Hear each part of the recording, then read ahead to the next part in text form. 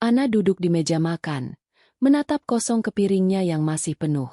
Suapan terakhir yang seharusnya ia lahap kini terasa hambar di mulutnya. Sejak beberapa minggu terakhir, ada sesuatu yang mengganggunya, sebuah firasat yang tak bisa ia abaikan begitu saja. Rian, suaminya, semakin berubah. Dulu, ia selalu pulang tepat waktu, membawa senyum hangat dan ciuman di kening sebelum memulai obrolan panjang tentang harinya di kantor. Namun kini, kehangatan itu mulai memudar, tergantikan dengan dinginnya keheningan. Rian semakin sering pulang larut, dengan alasan pekerjaan yang menumpuk atau rapat mendadak. "Maaf ya, sayang. Aku harus lembur lagi," ucap Rian beberapa hari yang lalu, saat Ana menunggunya dengan makan malam yang sudah hampir dingin. Ana ingin percaya, ingin berpikir positif bahwa suaminya memang bekerja keras untuk masa depan mereka. Tapi naluri seorang istri sulit dibohongi. Ada sesuatu yang salah. Malam ini pun sama. Rian baru saja pulang, wajahnya terlihat lelah. Tapi ada sesuatu dalam sorot matanya yang terasa berbeda. Sesuatu yang tidak bisa Ana jabarkan dengan kata-kata. "Kamu udah makan?" tanya Ana pelan, mencoba menjaga nada suaranya tetap netral. Rian mengangguk singkat sambil membuka jas kerjanya. "Udah, aku makan di kantor." Lagi-lagi jawaban yang sama. Lagi-lagi penjelasan yang terasa terlalu sederhana untuk situasi yang terasa begitu kompleks di dalam hati Ana. Ana menelan ludahnya, menahan keinginan untuk bertanya lebih jauh. Ia tahu, jika ia mulai menekan Rian dengan pertanyaan, suaminya hanya akan semakin tertutup. Ia harus mencari cara lain. Keesokan harinya, Ana menemui Maya, sahabatnya sejak kuliah, di sebuah kafe kecil yang sering mereka datangi. Maya selalu menjadi tempat curhat terbaik, seseorang yang selalu bisa melihat masalah dari berbagai sudut pandang. "Aku rasa ada yang aneh sama Rian," kata Ana setelah menyesap kopinya. Maya mengangkat alisnya. "Aneh gimana?" Ana menghela napas. Dia semakin sering pulang malam. Selalu bilang ada kerjaan, tapi entah kenapa, aku merasa ada yang gak beres. Dia juga jadi lebih sering main HP, kayak ada sesuatu yang dia sembunyikan. Maya menyandarkan punggungnya ke kursi, menatap Ana dengan penuh perhatian. "Kamu udah coba nanya langsung?" Ana mengangguk. "Udah, tapi jawabannya selalu sama. Kerjaan. Aku nggak punya bukti buat nuduh dia macam-macam. Tapi firasatku bilang ada sesuatu yang nggak benar." Maya terdiam sejenak sebelum akhirnya berkata, "Ana, firasat seorang istri itu jarang salah. Kalau kamu udah mulai curiga, berarti ada sesuatu yang harus kamu cari tahu." Ana menatap temannya dengan campuran rasa takut dan ragu. "Tapi gimana caranya?" Maya tersenyum kecil. Matanya berbinar penuh ide. "Mulai dari yang kecil dulu. Perhatikan pola perubahannya. Coba cek HP-nya kalau ada kesempatan. Atau perhatikan siapa yang sering dia hubungi. Kalau perlu, cari tahu dari lingkungan kantornya." Ana menggigit bibirnya, merasa bimbang. Mengintip ponsel suaminya bukanlah sesuatu yang ingin ia lakukan. Itu seperti melangkahi batas kepercayaan mereka sebagai pasangan. Tapi bagaimana jika memang ada sesuatu yang harus ia ketahui? "Jangan salah paham, Ana," lanjut Maya, melihat ekspresi sahabatnya yang masih ragu. "Aku nggak menyuruhmu jadi detektif dalam rumah tanggamu sendiri. Tapi kalau ada sesuatu yang mengganggumu, kamu berhak mencari tahu." Ana mengangguk pelan. Ia tidak akan bertindak gegabah. Tapi ia juga tidak akan membiarkan firasat ini terus menghantui pikirannya. Malam itu, Ana kembali duduk di ruang tamu, menunggu Rian pulang. Ia mencoba mengamati suaminya lebih cermat, mencari petunjuk yang bisa mengkonfirmasi kecurigaannya. Begitu Rian masuk rumah, ia langsung menuju kamar tanpa banyak bicara. Ponselnya tetap dalam genggaman, sesuatu yang belakangan ini sering ia lakukan. Ana menelan ludahnya. Sebuah pertanyaan meluncur dari bibirnya sebelum ia sempat berpikir dua kali. "Rian, aku boleh lihat HP kamu sebentar?" Rian yang sedang melepas jam tangannya menoleh dengan alis berkerut. "Buat apa?" Ana berusaha tersenyum, meski dalam hatinya berdebar kencang. "Nggak ada. Cuma pengen lihat sesuatu." Rian tertawa kecil. Tapi tawanya terdengar agak kaku. Aku lagi banyak kerjaan. Sayang. HP-ku isinya cuma chat kantor dan email. Ana diam. Jawaban itu memang terdengar masuk akal. Tapi di saat yang sama, terlalu defensif. Kenapa tiba-tiba pengen ngecek HP-ku? Tanya Rian sambil memasukkan ponselnya ke dalam saku. Ana menggeleng, berusaha menyembunyikan kekecewaannya. Nggak apa-apa. Cuma kepikiran aja. Mereka berdua tidak melanjutkan pembicaraan itu. Namun, untuk pertama kalinya, Ana merasa semakin yakin bahwa ada sesuatu yang disembunyikan Rian darinya. Hari-hari berikutnya berlalu dengan perasaan yang semakin berat di hati Ana. Ia mencoba berpikir rasional, mencoba mengabaikan semua pikiran buruk yang menghantuinya. Namun, kenyataan tetap berbicara. Rian semakin sering pergi tanpa penjelasan yang jelas.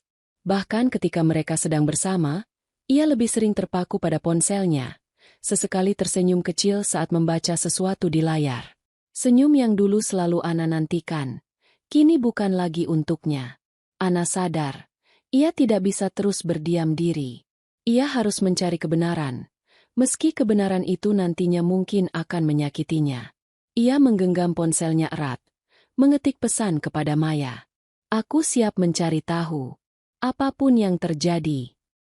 Pagi itu, Ana bangun dengan kepala yang masih dipenuhi berbagai pertanyaan. Ia masih belum tahu harus mulai dari mana, tapi satu hal yang pasti, ia tidak akan tinggal diam. Sembari berusaha mengalihkan pikirannya dari kecurigaan terhadap Rian, Ana memutuskan untuk mengunjungi restoran baru milik kakaknya, Lestari. Restoran itu baru buka sekitar 2 bulan lalu dan sedang dalam tahap perintisan. Ana selalu senang menghabiskan waktu di sana. Selain karena makanan yang enak, restoran itu juga memberikan suasana nyaman yang membuatnya betah. Lagi pula, Lestari adalah salah satu orang yang paling bisa ia percaya. Jika ada seseorang yang bisa memberinya ketenangan di tengah pikirannya yang kacau, itu adalah kakaknya. Saat Ana tiba di restoran, tempat itu sudah mulai ramai oleh pelanggan yang datang untuk sarapan. Lestari terlihat sibuk mengawasi para pegawainya, memastikan semuanya berjalan lancar. Begitu melihat Ana, Lestari tersenyum lebar dan langsung menghampirinya. Akhirnya kamu datang juga, ujar Lestari sambil memeluk adiknya. Udah lama banget nggak main ke sini. Ana tersenyum kecil. Maaf, Kak, aku lagi banyak pikiran. Lestari menatapnya dengan penuh perhatian.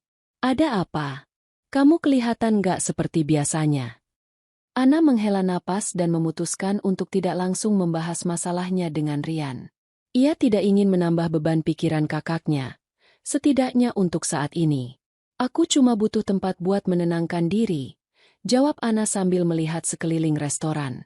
Dan restoran kakak ini selalu jadi tempat yang nyaman buatku. Lestari tersenyum bangga. Ya udah, kalau gitu duduk dulu. Aku buatin teh hangat biar kamu lebih rileks. Ana mengangguk dan duduk di salah satu sudut restoran, mengamati hiruk-pikuk yang terjadi. Para pelanggan terlihat puas dengan makanan yang disajikan, dan para pegawai bekerja dengan penuh semangat. Setelah beberapa menit, Lestari kembali dengan secangkir teh hangat. Ia duduk di seberang Ana dan berkata, kamu yakin gak ada yang mau diceritain? Ana menatap kakaknya sejenak sebelum akhirnya menghela napas panjang. Aku nggak tahu harus mulai dari mana. Kak, aku cuma punya firasat kalau ada sesuatu yang salah sama Rian. Tapi aku nggak punya bukti apa-apa. Lestari mengernyit. Salah gimana maksudnya? Ana lalu menceritakan semua hal yang terjadi belakangan ini. Tentang Rian yang semakin sering pulang malam, perubahan sikapnya, dan bagaimana ia terlihat lebih tertutup dibanding sebelumnya. Lestari mendengarkan dengan seksama, sesekali mengangguk. Setelah Ana selesai bercerita, ia menyandarkan punggungnya ke kursi dan berkata, aku nggak mau bikin kamu panik, tapi biasanya kalau firasat seorang istri sudah muncul, itu bukan tanpa alasan. Ana menggigit bibirnya. Itu adalah hal yang paling ia takutkan. Tapi, lanjut Lestari, kamu juga harus tetap tenang dan gak boleh langsung ambil kesimpulan. Coba cari tahu dulu apa yang sebenarnya terjadi. Ana mengangguk pelan. Aku sudah kepikiran buat mulai mencari tahu, tapi aku belum tahu harus mulai dari mana. Lestari menatapnya lekat-lekat. Kamu pernah kepikiran buat lihat isi HP-nya? Ana mendesah. Pernah. Aku udah minta lihat HP-nya, tapi dia langsung defensif. Lestari mengangkat alis. Itu sudah cukup mencurigakan. Tapi aku nggak mau langsung menuduh tanpa bukti, balas Ana lirih. Lestari tersenyum kecil. Ya, aku paham. Yang jelas, kamu harus tetap hati-hati. Jangan sampai kamu gegabah dan malah menyakiti diri sendiri. Ana tersenyum tipis, merasa sedikit lebih tenang setelah berbicara dengan kakaknya. Beberapa jam berlalu, dan restoran semakin ramai dengan pelanggan yang datang untuk makan siang. Ana membantu sebisanya, sekadar melayani pelanggan atau berbincang dengan para pegawai. Saat ia sedang berbincang dengan salah satu karyawan bernama Sari, tiba-tiba ponselnya bergetar. Ada pesan dari Maya. Gimana? Udah mulai cari tahu sesuatu? Ana menatap layar ponselnya dan mengetik balasan. Belum ada perkembangan. Tapi aku akan cari cara. Ia menghela napas panjang dan menyimpan ponselnya kembali. Apapun yang terjadi, ia harus siap menghadapi kebenaran. Ana terus berusaha berpikir jernih. Ia tidak ingin terlalu larut dalam kecurigaannya terhadap Rian, tetapi semakin hari, tanda-tanda yang ia lihat semakin sulit diabaikan. 2 minggu terakhir, Rian makin jarang berada di rumah. Dulu, meskipun sibuk, ia selalu menyempatkan diri untuk makan malam bersama Ana atau sekadar menonton film di sofa. Namun, sekarang, momen-momen itu hampir tidak ada lagi. Malam ini pun sama. Ana duduk di ruang tamu, menatap jam dinding yang menunjukkan pukul 10 malam. Rian belum pulang, dan ponselnya hanya berisi pesan singkat. Lembur. Jangan tunggu aku. Makan duluan, ya. Ana menatap pesan itu lama. Jarinya gemetar saat ia ingin mengetik balasan, tetapi ia akhirnya hanya menghela napas panjang dan meletakkan ponselnya di meja. Lembur lagi. Gumamnya lirih. Apakah semua ini hanya perasaannya saja? Ataukah memang ada sesuatu yang ia abaikan selama ini? Pikirannya melayang ke obrolan dengan Maya beberapa hari lalu. Firasat seorang istri jarang salah. Ana, kalau kamu udah curiga, berarti ada sesuatu. Ana menggigit bibirnya, mencoba menepis pikiran-pikiran buruk yang mulai menguasai kepalanya. Tapi bagaimana caranya tetap berpikir positif ketika bukti-bukti kecil terus bermunculan? Keesokan harinya, Ana mencoba mengabaikan kegelisahannya dengan berkunjung lagi ke restoran Lestari. Tempat itu memberinya ketenangan, meskipun hanya untuk sementara. Saat ia sedang duduk di salah satu meja dekat jendela, Lestari datang dengan membawa 2 cangkir kopi. Kamu kelihatan gak tenang, kata Lestari sambil meletakkan cangkir di depan Ana. Ana tersenyum kecil. Aku masih kepikiran soal Rian. Lestari menatapnya lekat-lekat. Ada perkembangan. Ana menghela napas. Dia semakin sering pulang malam. Selalu bilang ada lembur atau meeting mendadak. Tapi aku merasa alasan itu semakin gak masuk akal. Lestari mengangguk pelan, lalu berkata, kamu yakin dia benar-benar kerja lembur? Ana terdiam. Itu pertanyaan yang sama yang terus berputar di kepalanya. Aku nggak tahu, Kak. Aku nggak punya bukti apa-apa. Tapi hatiku bilang ada yang nggak beres. Lestari menyesap kopinya sebelum berkata, kalau gitu, cari tahu. Kalau kamu memang merasa ada sesuatu yang disembunyikan, kamu berhak untuk tahu kebenarannya. Ana menggigit bibirnya. Ia tahu Lestari benar. Tetapi bagaimana caranya? Malam harinya, saat Ana sedang menyusun rencana untuk mencari tahu lebih dalam, Rian tiba-tiba mengirim pesan. Sayang, aku ada buka puasa bersama kantor malam ini. Mungkin pulang agak telat. Kamu nggak usah tunggu, ya? Ana membaca pesan itu dengan alis berkerut. Buka puasa bersama? Kenapa baru sekarang dia bilang? Ana segera mengetik balasan. Di mana acaranya? Beberapa menit berlalu tanpa jawaban. Ana semakin gelisah. Lalu, ponselnya berbunyi. Restoran daerah pusat kota. Cuma acara kantor biasa. Nggak ada yang spesial. Jawaban itu terasa terlalu singkat. Terlalu mengambang. Ana mencoba menenangkan diri. Ia ingin percaya bahwa suaminya benar-benar hanya menghadiri acara kantor.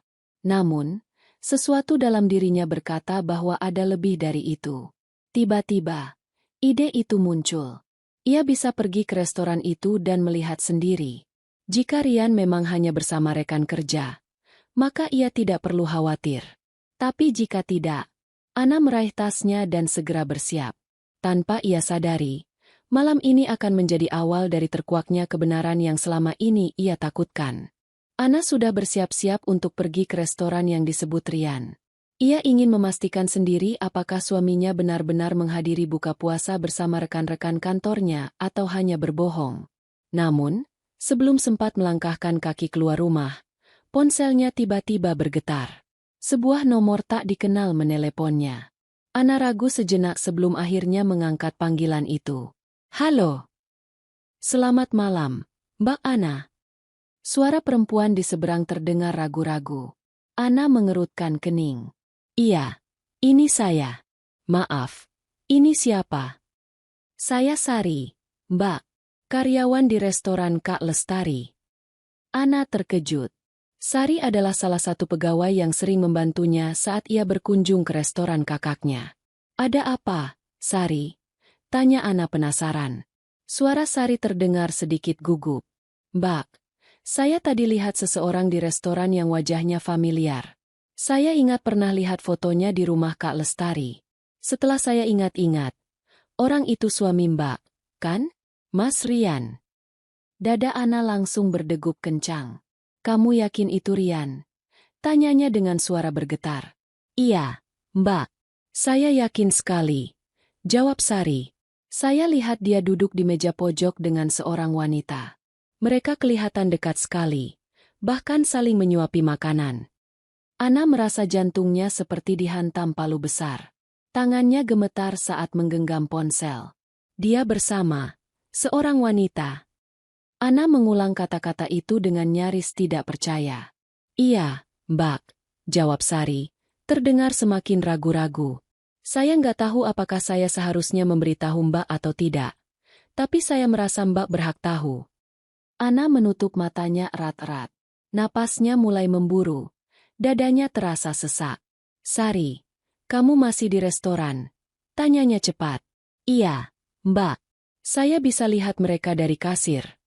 Jawab Sari. Ana menggigit bibirnya. Seharusnya ia terkejut. Seharusnya ia menangis. Tapi yang ia rasakan sekarang justru adalah kemarahan yang mendidih di dalam dirinya. Jangan bilang siapa-siapa dulu, ucap Ana dengan suara dingin. Aku akan ke sana sekarang. Tanpa pikir panjang, Ana mengambil kunci mobilnya dan bergegas keluar rumah. Dalam perjalanan, berbagai emosi berkecamuk di dalam dirinya. Kecewa, sakit hati. Ia mencoba menepis harapan kecil bahwa Sari mungkin salah orang. Bahwa mungkin ini semua hanya kesalahpahaman. Tapi jauh di dalam hatinya, ia tahu kebenarannya. Rian telah berkhianat. Dan lebih parahnya lagi, ia melakukannya di restoran milik kakaknya sendiri. Ana menggenggam kemudi erat-erat. Jika memang Rian berani mengkhianatinya, maka ia juga harus siap menerima akibatnya. Malam ini, kebenaran akan terungkap. Ana menginjak pedal gas lebih dalam, memacu mobilnya menuju restoran Lestari. Sepanjang perjalanan, pikirannya dipenuhi oleh berbagai skenario yang mungkin terjadi. Bagaimana jika Sari salah orang? Bagaimana jika Rian benar-benar hanya bersama rekan kerjanya? Tapi bagaimana jika semua kecurigaannya selama ini benar? Dada Ana terasa semakin sesak. Napasnya memburu, tetapi ia memaksa dirinya untuk tetap fokus. Beberapa menit kemudian, ia tiba di restoran Lestari. Parkiran tampak cukup ramai, mengingat waktu berbuka puasa baru saja selesai. Ana keluar dari mobil dengan langkah tergesa-gesa, langsung menuju pintu masuk restoran. Begitu masuk, ia segera melihat ke arah kasir. Sari ada di sana, dan begitu melihat Ana, ekspresi wajahnya langsung berubah. Ia mendekat dengan cepat. Mbak Ana, bisiknya. Masih di sana, di pojok. Ana mengikuti arah pandangan Sari. Jantungnya langsung mencelos. Di sudut ruangan, duduklah seorang pria yang sangat ia kenal. Rian. Dan di depannya, seorang wanita cantik dengan rambut panjang, mengenakan dress berwarna merah anggun. Mereka sedang tertawa bersama. Yang membuat Ana semakin muak adalah saat Rian dengan santainya menyuapi wanita itu sepotong makanan dengan senyum di wajahnya. Sesuatu yang bahkan sudah jarang ia lakukan pada Ana. Ana mengepalkan tangannya erat-erat. Dadanya terasa seperti terbakar. Astaga! Suara Lestari tiba-tiba terdengar dari belakangnya. Ana menoleh dan mendapati kakaknya berdiri di sampingnya dengan wajah penuh amarah. Rupanya, Sari juga telah menghubungi Lestari untuk memastikan. Dia benar-benar berani selingkuh di tempatku sendiri. Geram Lestari. Ana tidak bisa lagi menahan diri. Ia menatap kakaknya dengan penuh tekad. Aku akan menangkap mereka sekarang. Lestari mengangguk. Aku bersamamu. Dengan langkah tegas, Ana berjalan menuju meja tempat Rian dan wanita itu duduk, siap menghadapi pengkhianatan yang kini terungkap di depan matanya. Ana berjalan dengan langkah mantap menuju meja tempat Rian dan wanita itu duduk. Jantungnya berdegup kencang, tetapi bukan karena takut, melainkan karena amarah yang meluap-luap dalam dadanya. Lestari mengikuti di belakangnya. Wajahnya penuh dengan kemarahan yang sama. Rian dan wanita itu masih tertawa tanpa menyadari kehadiran Ana. Dengan tenang, Ana berhenti di depan meja mereka, menatap keduanya dengan tatapan dingin. Selamat menikmati makan malam terakhir kalian, ucap Ana dengan nada penuh sindiran. Rian tersentak. Matanya membelalak saat melihat Ana berdiri di depannya. Sumpit yang ia pegang hampir terjatuh dari tangannya. Wajahnya langsung pucat pasi. Ana? Suaranya terdengar gemetar. Wanita yang duduk di depannya, yang kini Ana tahu bernama Dina, menatap Ana dengan bingung sebelum akhirnya melirik Rian, seolah meminta penjelasan. Ana menyilangkan tangan di dada. Jangan pura-pura terkejut. Rian, aku yakin kamu tahu ini akan terjadi cepat atau lambat. Dina, yang sepertinya mulai memahami situasi, mendesah dan bersandar ke kursinya. Rian, ini siapa? Tanyanya dengan nada jengkel. Ana tertawa sinis. Oh, jadi dia belum cerita, ya? Tatapannya beralih ke Rian. Kenapa? Rian? Takut merusak suasana romantis kalian. Rian tampak panik. Ia menoleh ke kanan dan kiri, menyadari bahwa beberapa pelanggan restoran mulai memperhatikan mereka. Beberapa bahkan sudah mengangkat ponsel, kemungkinan merekam kejadian ini. Ana, ini nggak seperti yang kamu pikirkan, kata Rian tergagap. Oh. Ana mengangkat alisnya. Jadi menurutmu, aku berpikir apa? Aku melihat suamiku sendiri makan malam dengan wanita lain, menyuapinya dengan mesra, di restoran milik kakakku sendiri, dan aku harus menganggap ini hanya pertemuan bisnis. Lestari, yang sejak tadi diam, akhirnya membuka suara. Nada suaranya tajam seperti pisau. Aku masih nggak percaya kamu sebodoh ini, Rian. Selingkuh di restoran milikku sendiri? Seberapa tololnya kamu? Wajah Rian semakin merah padam. Entah karena malu atau marah. Ia membuka mulut, mencoba mencari alasan, tetapi sebelum sempat berbicara, Dina mendengus dan meletakkan sumpitnya ke piring dengan kasar. Aku nggak tahu kalau dia sudah menikah, ucapnya dengan nada ketus. Ana mendekatkan wajahnya ke arah Dina. Oh, jadi kamu nggak tahu? Ia mengeluarkan ponselnya dan membuka galeri foto pernikahannya dengan Rian. Lalu, dengan penuh kepuasan, ia menyodorkannya ke wajah Dina. Kamu lihat ini? Ini aku. Ini dia. Kami menikah. Jadi jangan pura-pura bodoh. Dina terdiam sejenak, lalu menatap Rian dengan tatapan penuh kebencian. Kamu bilang kamu sudah bercerai. Rian terlihat semakin panik. Dina, aku bisa jelasin. Plak. Sebuah tamparan keras mendarat di pipi Rian, membuat semua orang di restoran terdiam. Mata semua orang kini tertuju pada meja mereka. Dina berdiri dengan ekspresi jijik. Dasar bajingan. Katanya sebelum mengambil tasnya dan berjalan cepat keluar restoran, meninggalkan Rian yang masih terhuyung akibat tamparan itu. Ana berdiri diam, menatap suaminya yang kini kehilangan kata-kata. Kamu tahu apa yang paling menyedihkan dari semua ini, Rian? Suara Ana terdengar tenang, tetapi ada kemarahan yang terpendam di dalamnya. Aku tidak kaget. Rian menatapnya dengan mata memohon. Ana, aku bisa jelasin. Ana mengangkat tangannya, menghentikannya. Tidak ada yang perlu dijelaskan. Aku sudah melihat semuanya dengan mata kepalaku sendiri. Lestari melipat tangannya.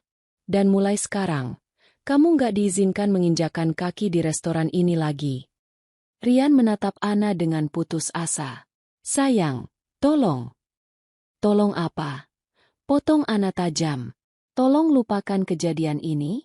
Seolah-olah aku nggak baru saja melihat suamiku berselingkuh. Seolah-olah aku bisa mempercayaimu lagi. Rian terdiam. Ana menatapnya dengan dingin sebelum akhirnya berkata, Selamat tinggal, Rian. Aku harap makan malam ini cukup mengenyangkan untukmu. Karena ini terakhir kalinya aku akan peduli pada apapun yang kamu lakukan. Tanpa menunggu jawaban, Ana berbalik dan berjalan keluar restoran dengan kepala tegak, meninggalkan Rian yang terduduk lemas, dikelilingi tatapan penuh penghinaan dari para pelanggan restoran. Malam itu, pengkhianatan yang selama ini ia takutkan akhirnya terungkap. Tapi yang lebih penting, malam itu juga menjadi awal dari kebebasan Ana. Ana melangkah keluar dari restoran dengan kepala tegak, tetapi sebelum ia benar-benar melewati pintu, ia mendengar suara langkah tergesa-gesa di belakangnya. Ana, tunggu. Rian. Ana berhenti, tetapi ia tidak berbalik. Lestari yang berdiri di sampingnya menatap tajam ke arah Rian yang kini berdiri beberapa langkah di belakang mereka. Wajahnya masih memancarkan kepanikan. Apalagi, Rian? Suara Ana terdengar tajam dan dingin. Rian menatapnya dengan penuh permohonan. Tolong jangan buat ini jadi lebih buruk dari yang sudah terjadi. Kita bisa bicara baik-baik. Ana akhirnya berbalik. Ia menatap Rian dengan ekspresi yang sudah tidak lagi menyimpan rasa sakit, hanya kehampaan. Kamu pikir ini belum cukup buruk? Ana tertawa sinis. Kamu ketahuan selingkuh, di depan umum, di restoran kakakku sendiri, dan sekarang kamu ingin bicara baik-baik. Rian menghela napas, tampak berusaha mencari kata-kata yang tepat. Aku hilaf. Ana, aku nggak bermaksud menyakitimu. Nggak bermaksud. Suara Ana meninggi. Seisi restoran yang sejak tadi memperhatikan mereka semakin tertarik dengan drama yang berlangsung. Ana mengeluarkan ponselnya dan dengan cepat membuka aplikasi pesan. Ia memperlihatkan deretan chat Rian dengan Dina yang telah ia dapatkan sebelumnya. Chat penuh dengan kata-kata mesra, rencana pertemuan, bahkan beberapa foto mereka berdua. Aku nggak bermaksud? Jadi ini apa? Semua pesan ini? Semua rencana kalian. Ana mendekatkan layar ponselnya ke wajah Rian, membuat suaminya itu semakin terlihat putus asa. Para pelanggan restoran mulai berbisik-bisik. Beberapa dari mereka bahkan secara terang-terangan merekam kejadian itu. Dari belakang, Lestari menyilangkan tangan dan berkata dengan nada mencemooh. Kamu selingkuh di restoran milikku sendiri, lalu sekarang kamu berdiri di sini berpura-pura sebagai korban? Dasar laki-laki murah. Rian mengalihkan tatapannya ke Lestari. Tolong, Lestari. Aku tahu aku salah. Tapi ini masalahku dengan Ana. Nggak usah ikut campur. Lestari mendengus. Masalah kamu dengan Ana? Kamu lupa kalau tempat ini milikku? Kamu pikir aku akan diam saja melihat adikku dikhianati di tempatku sendiri? Rian terdiam. Ia kehabisan alasan. Ana menarik napas dalam, berusaha meredam emosi yang masih mendidih dalam dirinya. Ia menatap Rian dengan tajam, lalu berkata dengan tenang, Aku sudah cukup bersabar. Aku sudah cukup memberi kesempatan. Tapi kamu memilih untuk menghancurkan kepercayaan itu. Rian tanpa hendak mengatakan sesuatu lagi, tetapi sebelum ia sempat membuka mulut, Lestari memberi isyarat kepada dua orang pegawai restoran. Antar dia keluar dari sini. Perintah Lestari dingin. Dua pegawai itu, keduanya pria berbadan kekar, langsung bergerak mendekati Rian. "Mohon maaf, Mas. Silakan keluar." Rian menatap mereka dengan tidak percaya. "Aku bisa keluar sendiri," bentaknya dengan frustrasi. Namun, sebelum ia benar-benar pergi, Ana menatapnya satu terakhir kali dan berkata, "Kamu tidak hanya mengkhianati aku, tapi juga mempermalukan dirimu sendiri." Rian tidak menjawab. Dengan wajah merah padam, entah karena malu atau marah, ia berbalik dan berjalan keluar dari restoran, diiringi tatapan penuh hinaan dari para pengunjung. Begitu pintu restoran tertutup di belakangnya, Ana menghela napas panjang. Tubuhnya masih bergetar karena emosi yang belum mereda sepenuhnya. Lestari meletakkan tangannya di bahu Ana. "Kamu baik-baik saja?" Ana menoleh dan tersenyum tipis. "Aku akan baik-baik saja. Tapi dia..." Ana melirik ke arah pintu. Dia baru saja kehilangan segalanya. Dan untuk pertama kalinya dalam waktu yang lama, Ana merasa lebih ringan. Seperti beban yang selama ini menghimpit dadanya telah terangkat. Malam ini, dia kehilangan seorang suami. Tapi mungkin, itu adalah awal dari kebebasannya. Ana masih berdiri di tempatnya, merasakan emosi yang mengalir deras dalam dadanya. Amarah, kekecewaan, dan rasa lega bercampur menjadi satu. Semua mata di restoran masih tertuju padanya dan Lestari. Beberapa pegawai terlihat kikuk, tak tahu harus berbuat apa setelah drama besar yang baru saja terjadi di tempat mereka bekerja. Lestari menghela napas dan menepuk bahu Ana. "Ayo duduk dulu. Kamu butuh minum," katanya dengan nada lebih lembut. Ana menurut. Ia berjalan menuju salah satu meja kosong di sudut restoran, dan Lestari segera memanggil salah satu pegawainya untuk membawakan segelas air putih. Tangannya masih sedikit gemetar saat ia mengambil gelas itu dan meneguk airnya perlahan. Beberapa menit berlalu, restoran mulai kembali ke suasana normal, meskipun Ana tahu banyak pelanggan masih membicarakan apa yang baru saja mereka saksikan. Tak lama kemudian, Sari, pegawai restoran yang sebelumnya menelepon Ana, datang menghampiri mereka dengan raut wajah ragu. "Kak Ana, Kak Lestari, aku minta maaf kalau aku lancang tadi," katanya pelan. Ana menatapnya dan tersenyum tipis. "Jangan minta maaf. Justru aku berterima kasih. Kalau bukan karena kamu, aku mungkin masih dibohongi oleh laki-laki itu." Sari tampak sedikit lega, tetapi ia masih terlihat ragu-ragu. "Sebenarnya, ada sesuatu yang harus Kak Ana tahu." Ana mengangkat alis. "Apa maksudnya?" Sari menelan ludah sebelum melanjutkan. "Ini bukan pertama kalinya Mas Rian datang ke sini sama perempuan itu." Ana merasakan dadanya kembali sesak. "Apa?" Sari mengangguk pelan. "Aku sudah beberapa kali melihat mereka di sini. Awalnya aku nggak terlalu memperhatikan, karena kupikir mereka cuma teman biasa. Tapi semakin sering mereka datang, aku mulai curiga. Apalagi mereka selalu memilih tempat duduk di pojokan, seperti nggak mau kelihatan orang." Ana mengepalkan tangannya di atas meja. "Jadi, Rian dan Dina sudah lama menjadikan restoran milik Lestari sebagai tempat kencan mereka? Betapa kurang ajarnya."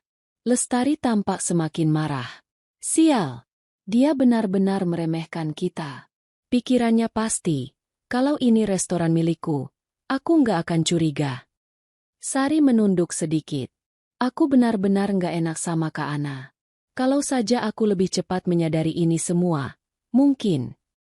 "Kamu nggak salah, Sari," potong Ana cepat. "Kalau ada yang salah di sini, itu Rian dan Dina." Sari masih terlihat merasa bersalah, tetapi ia tidak mengatakan apa-apa lagi. Ana menarik napas panjang, berusaha mengendalikan emosinya. "Aku nggak akan membiarkan ini berlalu begitu saja." Lestari menatap Ana dengan penuh dukungan. "Apa rencanamu?" Ana meneguk sisa air di gelasnya sebelum menjawab. "Pertama, aku akan mengurus perceraian secepatnya. Dan kedua..."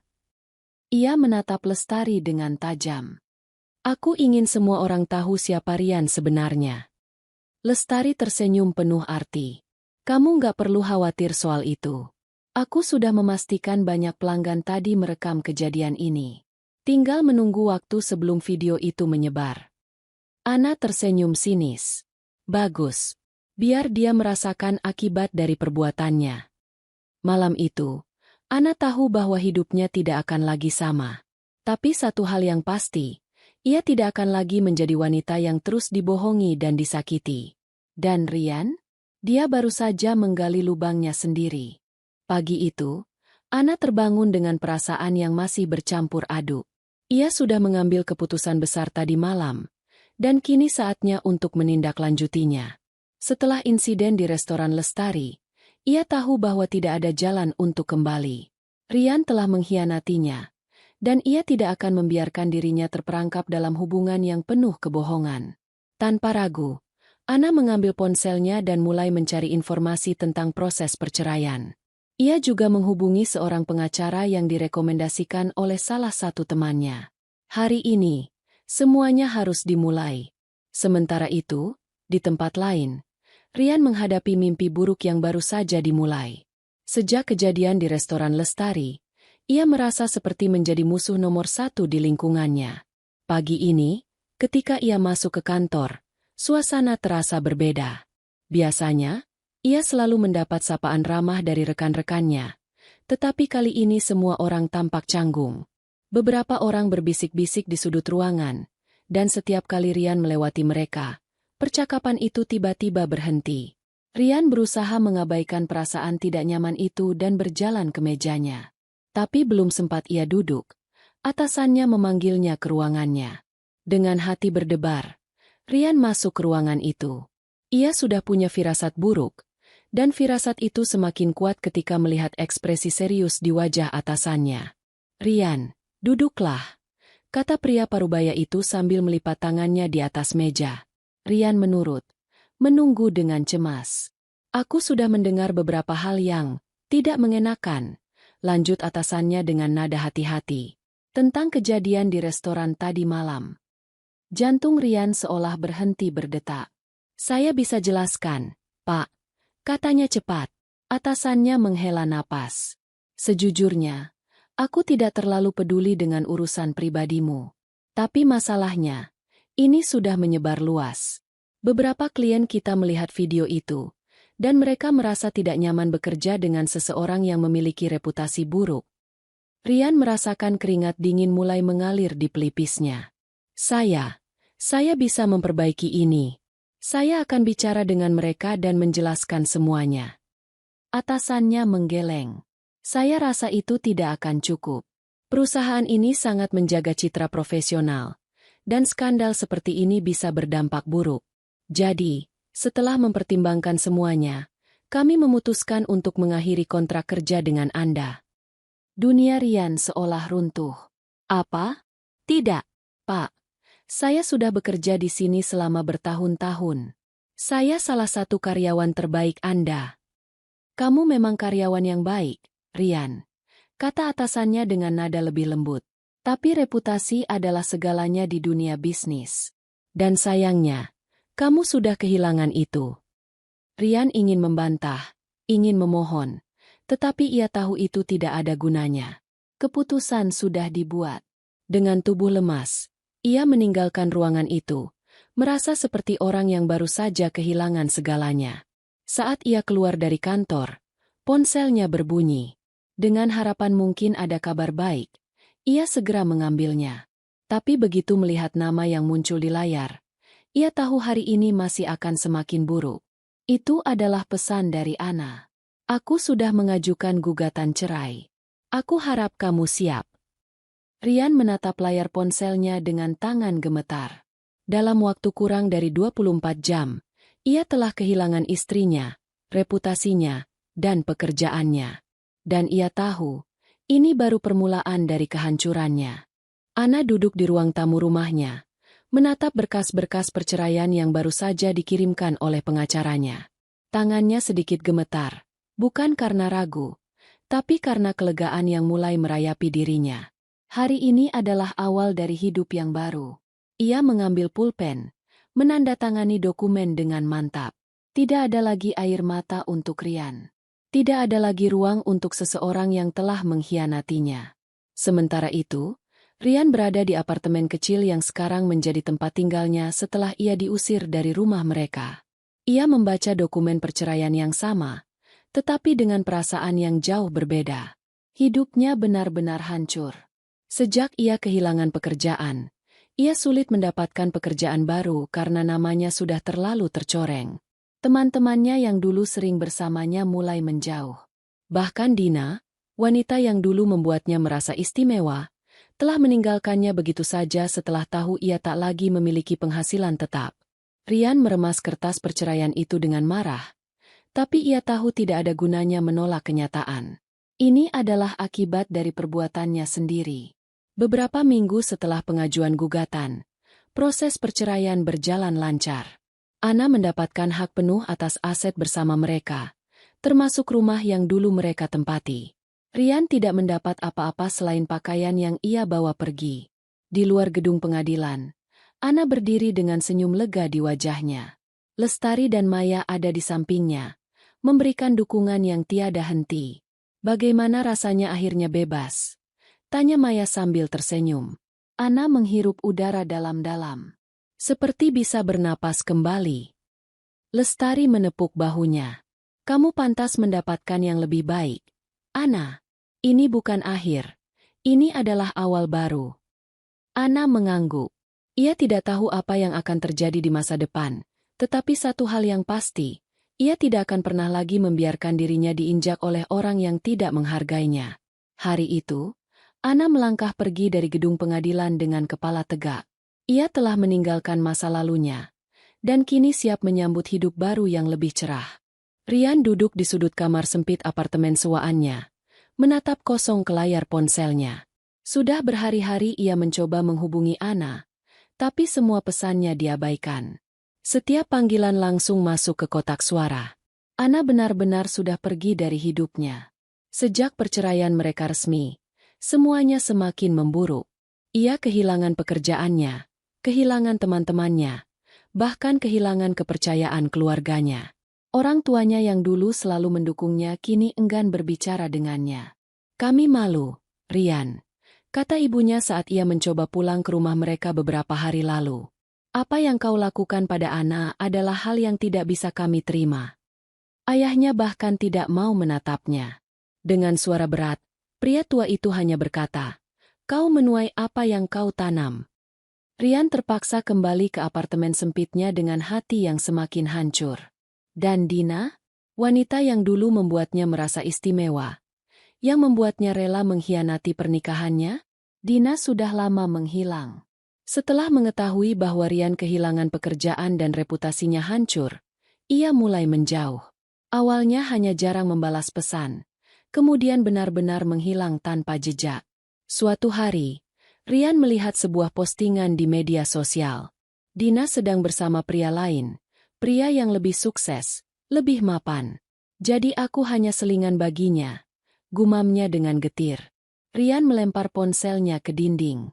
Ia ingin marah, ingin menyalahkan semua orang. Tapi jauh di lubuk hatinya, ia tahu hanya ada satu orang yang patut disalahkan. Dirinya sendiri. Dulu, ia memiliki istri yang baik, yang mencintainya tanpa syarat. Ia memiliki rumah yang nyaman, pekerjaan yang stabil, dan kehidupan yang penuh kepastian. Dan sekarang, ia hanyalah pria yang kehilangan segalanya. Malam itu, Rian menatap bayangannya di cermin kamar mandi. Wajahnya yang dulu selalu rapi kini dipenuhi janggut tak terurus. Matanya cekung, tubuhnya terlihat lebih kurus. Ia menampar pipinya sendiri, berharap bisa terbangun dari mimpi buruk ini. Tapi ini bukan mimpi. Ini adalah kenyataan. Dan tidak ada jalan untuk kembali. Beberapa bulan telah berlalu sejak perceraian Ana dengan Rian resmi disahkan. Sejak saat itu, hidupnya terasa jauh lebih ringan. Ia kini lebih fokus pada dirinya sendiri, mengejar impian yang sempat tertunda, dan menikmati kebebasan yang dulu tak ia sadari betapa berharganya. Pagi ini, Ana duduk di sebuah kafe kecil dekat kantornya, menyesap kopi sambil membaca sebuah buku. Hidupnya mungkin belum sempurna, tetapi ia merasa lebih damai dari sebelumnya. Tidak ada lagi kegelisahan, tidak ada lagi kecurigaan. Lestari, yang kini restorannya semakin sukses, sering mengajaknya untuk makan bersama dan berbagi cerita. Maya juga tetap menjadi sahabat setianya, selalu ada di sisinya sejak awal. Mereka adalah pilar utama yang membantu Ana bangkit dari keterpurukan. Saat Ana sedang menikmati waktunya sendiri, tiba-tiba matanya menangkap sosok yang familiar di luar jendela kafe. Rian. Ana hampir tidak mengenalinya. Pria yang dulu selalu tampak rapi dan percaya diri kini tampak kusut dan lusuh. Pakaiannya terlihat asal dikenakan, rambutnya berantakan, dan wajahnya dipenuhi garis-garis kelelahan. Ia berdiri di trotoar, menatap Ana dari kejauhan dengan ekspresi penuh penyesalan. Ana menarik napas panjang. Ia bisa saja berpaling dan mengabaikan keberadaannya, tetapi entah kenapa ia memilih untuk tetap menatapnya. Dengan langkah ragu, Rian akhirnya memberanikan diri untuk masuk ke dalam kafe dan menghampiri meja Ana. "Hai," katanya dengan suara pelan. Ana meletakkan cangkir kopinya. "Hai." Rian duduk tanpa diundang. Ia menatap Ana dengan mata yang penuh harapan, seolah-olah mencari celah untuk mendapatkan kembali sesuatu yang sudah hilang. "Ana, aku." Rian menelan ludah, tanpa kesulitan menemukan kata-kata yang tepat. "Aku menyesal." Ana hanya diam, membiarkan Rian berbicara. "Aku tahu aku sudah menghancurkan semuanya," lanjut Rian. "Aku bodoh, aku serakah, dan aku menyakiti orang yang paling tulus mencintaiku. Aku kehilangan segalanya, Ana.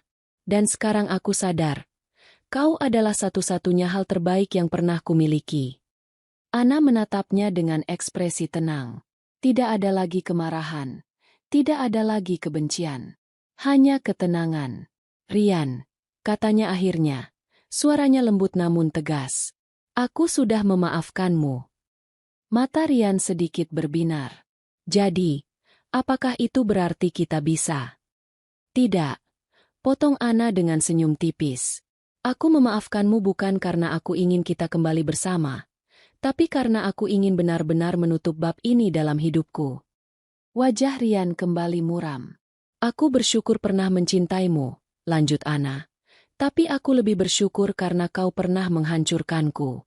Karena dari situ, aku bisa membangun diriku yang lebih kuat." Rian tertunduk. Ia tahu, tidak ada lagi yang bisa ia lakukan. Ana telah benar-benar melangkah maju, sementara ia masih terjebak dalam bayang-bayang kesalahannya. Ana berdiri, meraih tasnya, lalu menatap Rian sekali lagi sebelum pergi. "Selamat tinggal, Rian." Dan dengan langkah tegap, Ana berjalan keluar dari kafe, meninggalkan masa lalunya untuk selamanya. Beberapa waktu kemudian, hidup Ana semakin membaik. Karirnya berkembang pesat. Ia semakin bahagia dengan lingkungannya, dan ia merasa lebih bebas daripada sebelumnya. Sementara itu, Rian terus tenggelam dalam keterpurukan. Tidak ada yang mau membantunya. Tidak ada yang peduli dengan nasibnya. Hidupnya kini hanyalah serangkaian penyesalan yang tidak bisa ia perbaiki. Ana menatap ke depan, ke masa depan yang lebih cerah. Ia tahu, ia tidak membutuhkan siapapun untuk bahagia. Karena kebahagiaan sejati datang dari dalam dirinya sendiri. Beberapa tahun setelah perpisahannya dengan Rian, Ana telah menjadi sosok yang benar-benar berbeda. Ia tidak hanya sembuh dari luka masa lalu, tetapi juga tumbuh menjadi wanita yang lebih mandiri, lebih kuat, dan lebih percaya diri. Setelah fokus pada karirnya, Ana kini telah mencapai posisi manajerial di perusahaannya. Ia juga aktif dalam komunitas perempuan yang mendukung korban perselingkuhan dan perceraian, membagikan kisahnya sebagai inspirasi bagi mereka yang pernah merasa hancur sepertinya. Suatu hari, di sebuah acara seminar yang diadakan oleh komunitasnya, Ana bertemu dengan seseorang yang menarik perhatiannya. Namanya Adrian. Pria itu adalah seorang pengusaha muda yang juga pernah mengalami patah hati karena dikhianati pasangannya. Namun, seperti Ana, ia memilih untuk bangkit dan menjadi lebih baik. Percakapan mereka mengalir begitu alami, tanpa ada beban atau luka yang membayangi. Adrian tidak seperti Rian. Ia adalah pria yang dewasa, tenang, dan penuh empati. Hubungan mereka berkembang perlahan, tanpa terburu-buru. Ana tidak lagi mencari cinta untuk mengisi kekosongan, tetapi untuk berbagi kebahagiaan yang sudah ia temukan dalam dirinya sendiri. Suatu sore, saat mereka duduk di tepi pantai menikmati matahari terbenam, Adrian menatap Anna dan berkata, "Aku tidak ingin menjadi seseorang yang menyelamatkanmu dari masa lalu. Aku hanya ingin menjadi bagian dari masa depanmu." Anna tersenyum, merasakan kedamaian yang tak pernah ia rasakan sebelumnya. Ia tidak tahu kemana hidup akan membawanya selanjutnya. Tapi satu hal yang pasti, ia siap untuk melangkah maju, tanpa rasa takut. Dan kali ini, bukan lagi dengan air mata, tetapi dengan hati yang penuh kebahagiaan. Di tempat lain, nasib Rian. Di sudut kota yang lain, Rian masih menjalani kehidupannya yang penuh penyesalan. Ia mencoba bangkit, tetapi tanpa dukungan, semuanya terasa lebih sulit. Kehilangan Anna adalah kesalahannya yang terbesar, dan kini ia menyadari bahwa beberapa kesalahan memang tidak bisa diperbaiki. Ia melihat berita di media sosial tentang kesuksesan Anna, tentang bagaimana mantan istrinya itu kini telah menjadi sosok yang lebih luar biasa daripada sebelumnya. Dan ia hanya bisa menatap layar ponselnya dengan penuh kepedihan. Anna telah melanjutkan hidupnya. Dan ia masih terjebak dalam penyesalan yang tak berujung. Tamat.